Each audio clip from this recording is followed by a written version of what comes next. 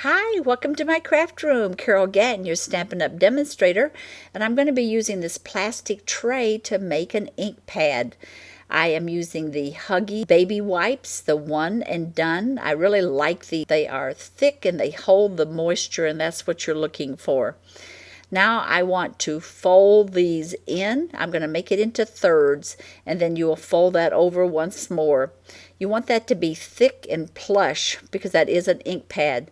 You want to measure your stamp onto those baby wipes before you ever put any ink. I want to accent where the thanks is, so I'm going to be using the Tangelo twist, and so I want that to go in a long rectangle shape because that is the shape of the thanks. And the first color, now let's bring in the second one. And when I am putting this down, I am going to be putting this Hello Honey just in little spots that are open in with this because these two colors will blend together well. But once you start working with the darker colors like the Mossy Meadow, you want to keep that out of that Tangelo twist and the Hello Honey. It will make a muddy looking color, so you just butt up to it but don't overlap. And then last but least, I am bringing in the baked brown sugar, and this I'm just going to add some little accents of brown, but not a whole lot of that. Now look at this baby wipe and let's see if you see the little open spots, and I'm sure you can. And so you want to fill that in the same colors that you were already working with. Otherwise, if you don't have ink in those spots, then there will be no image show up on your paper. When you go to press this down, do it gently and tap about 4 or 5 times. And I'm using the Whisper White cardstock, which is a really good choice because it has a nice coat on it. Press gently, kind of hold it down on one side and then press the other, but you want to just continue to rub that so that it makes sure that all of the image does appear. And didn't that turn out nice? I love this technique, especially when you're working with fall colors. It's a great one. Now I've cut a bunch of panels and I'm going to continue to stamp on those. But before I do, let me show you how to use this glorious grunge. I am barely touching down with this because this is just a real light little dots and you don't want too much color. Now second generation, I am not re-inking, I'm just repressing. And second time I did put a little bit of pressure on the stamp, but the first time I just barely touched down. It may look like I'm pressing, but I'm not. Now the second time I am putting a little pressure with it. And just look how pretty that looks. It just looks like the leaves are flying in the air. Isn't that nice? So now let's see how many I have. So there's 5, 6, 7, and 8 of these. So you can get quite a few and still keep that nice vibrant color.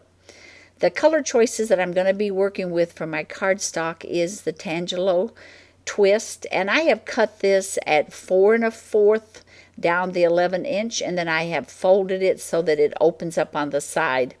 So let's get going. I want to show you how to make a little piece of paper to make a curl out of. This is 5 1/4, and I probably wouldn't even need it to be that long, but I'd rather it be too long than too short. Don't think you can cut this out of just a little scrap of paper. You need to have something that has a little bit of length to it so you have something to hold on to. Now you can see that I've got it just overlapping my groove where it cuts, and there we have it. It's just that simple. Let me show you this one more time. Slide it just over the groove. I like my blade down and going upward. I just find it to work easier for me. And that's all there is to it. I've cut a little strip here that's going to go at the base of the card, but I wanted to give it a little bit of texture, so I'm using the Stylish Stripes embossing folder. And that doesn't add a lot, but to me it just is that little perk. Okay, I've added the multi-purpose glue, and then I'm using my nib to spread that out. You don't need to be super generous with that multi-purpose glue because boy does it stick well. and just kind of eye that up. Make sure it's even. Always turn your panel over, and you want to do your trimming on the back side. I like to have my little pieces like that extend over and then me cut it flush with that panel, so I'm sure it's nice and even. This is the burlap ribbon, and I'm going to show you just a little bit different way of working with it. What I've done here is I have already pulled a couple of strings out of this, so that's going to make it a little bit easier. When you're pulling this, you want to just do portions at a time and gently work that down. Don't think you can just keep pulling on the beginning, because that will break if you put way too much pressure on it. I found it to be very easy to work with, and this is strong. I don't recommend you do as long a piece as I did. I got I got it in my head I wanted it to be super long, but I think it'd have been a lot easier if I would have cut 2 panels, because I'm doubling this over. I'm going to be tying my knot onto the right side, and that's just what I'm going to do, is tie a knot there. This would be so much fun to work with other colors as well, but I'm real partial to the fall colors, and I think this is just beautiful. With working with that baby wipe technique, the important thing is not to overlap your colors. You're just going to get a muddy look, and that you don't want. Now, I've really am separating these, but at the very end, I will calm that down a little bit. I don't want them quite that separated. Gosh, look at these autumn wooden elements. Oh, I just love these. These have been cut out of the Fun Fall Framelits die shapes, and they are just perfect for the fall time. This cutout, I am going to tie this on my stem, but I want it to be, can you see, to the right side. And when you pull that tight, it just automatically makes that go in that direction, and that's what I'm shooting for. Now my little piece of paper, I have it just a little bit too long. You probably could have done 5 inches. All right. Take your fingers and curl this. You're breaking down the fibers in this paper so that you can mold it and shape it. If you don't do this, you will not be able to do what I'm going to do. So make sure you take that little bit of time and work with that. Now glue dots are perfect. These things are so lightweight, it's like I don't even have anything in my hand. But a glue dot is perfect for adhering this on. And when you put this down, do not overlap it with the first one you've put down. It'll just cause way too much bulk. Okay, I want to tighten that up.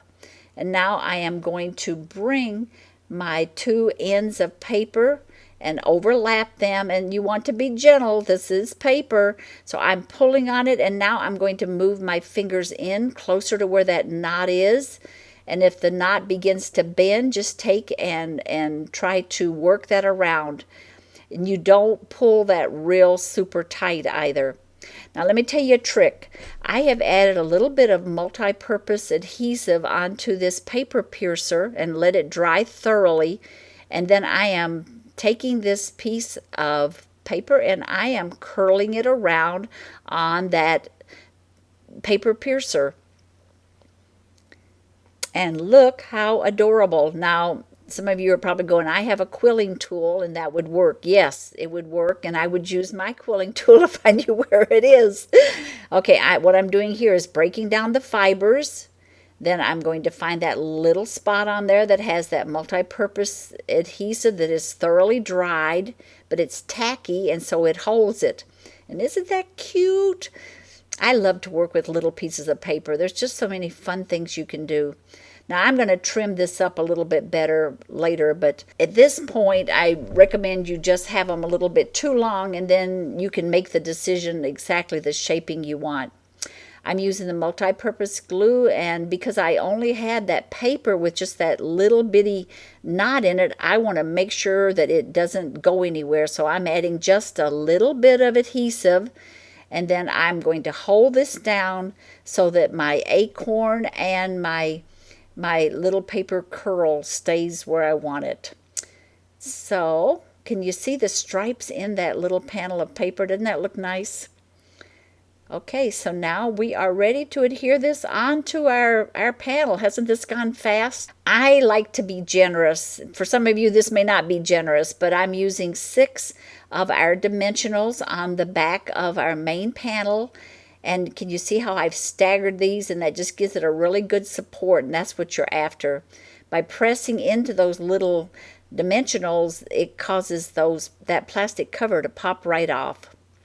I hope you have enjoyed this technique and will use it and get experimental with it and try and see what you can come up with. There's lots and lots of possibilities. Go to my website, and there I'm going to have all of the dimensionals, the product numbers, and everything, so you can go in there and you can order at that time. And this is what I did with my envelope. Well, I thank you so very much, and until next time, happy stamping.